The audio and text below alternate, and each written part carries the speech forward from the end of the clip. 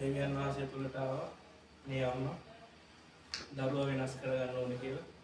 ඉතින් අපි ආඥා කරා අපේ රැයට හැම කෙනෙකුම මේ ආඥා කරනවා, චර්ච් එකේ ආඥා කරනවා. සහ දෙවියන් වහන්සේ තුලට ඇවිල්ලා ස්ථීරව ඉන්න ඕනේ මම මාගේ මේ දේ අනිවාර්යෙන් කරගන්නවා. ඒ තුල තමයි දෙවියන් වහන්සේ ක්‍රියාත්මක වෙන්නේ.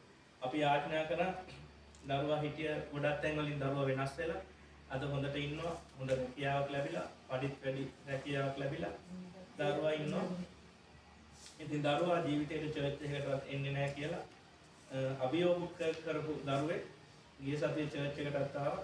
ඉතින් මේ අම්මා ලොකු ආශිර්වාදයක් ලැබලා තියෙනවා මේ දරුවා තුලින්. සහ මේ අවුරුද්ද වෙනදටත් වැඩිය සැනසීමෙන් ජීවත් වෙනවා යේසුස් වහන්සේ තුල. හලෙලුයා. ඉතින් හැම කෙනෙක්ම යේසුස් වහන්සේ තුල ස්ථිරව ඉන්න, ශක්තිමත්ව ඉන්න, දෙපැත්තක